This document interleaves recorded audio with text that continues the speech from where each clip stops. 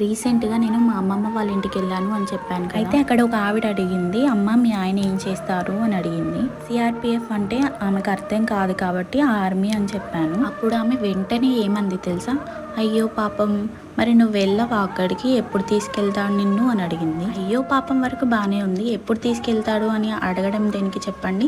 అయినా నేనేమన్నా వాళ్ళు తింటున్నానా, ఎవరింట్లో అయినా ఉండి తింటున్నానా, మా పేరెంట్స్ దగ్గర ఉండి నేను తింటున్నాను కదా, నేను ఉండేది మా పేరెంట్స్ దగ్గరే కదా, ఇంకెవరో పరాయి వాళ్ళ దగ్గర కాదు. అంటే నేను ఆ మొక్కదాన్ని అనట్లేదండి, నన్ను అయితే చాలా మంది అడిగారు, చాలా సార్లు అడిగారు. ఏదైనా ఫంక్షన్కి వెళ్ళినా ఎక్కడికైనా బయటికి వెళ్ళినా కూడా ఎప్పుడు తీసుకెళ్తారు అని అడుగుతారు.